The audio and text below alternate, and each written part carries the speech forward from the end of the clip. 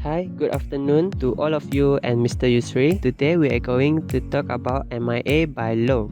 Auditors should comply to the fundamental principle and conceptual framework, which is Section 110 integrity, Section 120 objectivity, Section 130 professional competence and due care, Section 140 confidentiality, and Section 150 professional behavior.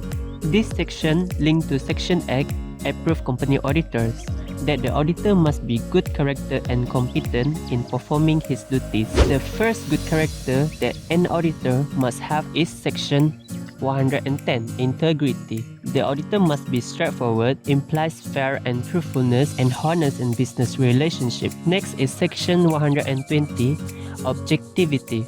There are two parts of the section, which is 120.1 and 120.2. On 120.1, auditor must not be get carried away their judgment by emotions such as bias. Under 120.2, auditors should not perform their services when situation of biases exists. Under Section 130, professional competence and due care, auditors should maintain their knowledge and skills.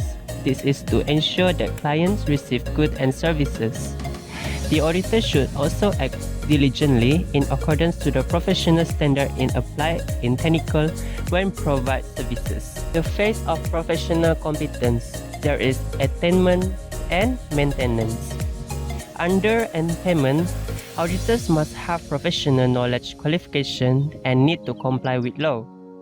And maintenance, the auditors is required to aware and understand relevant technique of auditing. So now let's proceed to the Section 140 confidentiality. Auditors should not disclose any information to third party without proper and specific authority. Auditors should continue keep the confidentiality information even after the end of the relationship between an auditors and client or an employer. Last section is Section 150 professional behavior. Auditor need to comply with relevant law and regulation, and auditor need to avoid any action that may discredit profession. Auditor should inform the third party at all the circumstances, and also the auditor is not allowed to make advertisement. As a conclusion, in audit and auditors to practice all of the acts, the auditors need attend the training. Now, I'm going to talk about the threats that affect the judgment of auditors. Threats that can affect the judgment of auditor. The first threat is self-interest. This may be in the form of financial interest or other interest. This threat can be linked to Section 9(1)(b), Section 9(1)(c). The second threat is self-review. This can have when the auditor prepares the financial statement that reviews his own report. The third threat is familiarity. The auditor may have long association with the client, such as the auditor has been providing services for a long time.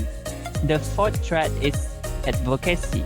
Auditor become promoter or having shares with the client. This can affect the independence of the auditors when he is promoting the company to his client. The next is intimidation. There are many things that can influence the auditor, such as law, audit fee, and spouse. Now I'm going to talk about the safeguard, Section 100.9. Safeguard are action to may eliminate threat or reduce them. Safeguard created by profession, legislation and regulation such as MIA and Company Act 2016. Independent in under Section 290, it basically about an auditors must be independent for the client in order to act professional. There are two types of independence, which is independent in mind and independent in appearance. So let me tell you about it. Independence in mind. It refers to the internal independence of the auditors, such as keeping unbiased opinions, while independence in appearance is linked to Section 91C, where the auditors do not have any share in client company. Now I'm going to talk about the method of practice. He or she should not use a business name to practice the professional and also not allowed to practice as chartered accountant or licensed accountant. Then, member in public practice is not allowed to practice as a chartered accountant. Other than that, also not allowed to use his or her partner's name.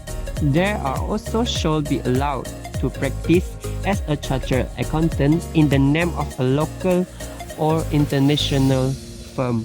Section 240. There are three aspects under Section 240, which are audit fee, commission, and referral. We are going to work on audit fee first. Audit fee charged by members should be based on value work performed to the client. Example are skill and knowledge, level of training and experience, and time necessary spent engaged on the work. No member shall mislead his client or public by charging an unrealistically low fee below 500 ringgit. Next aspect is commission. A member such not pay a commission to obtain a client. A member shall not accept any commission from a client, and this is to avoid unethical behavior by the auditor. Last aspect under Section 240 is referral.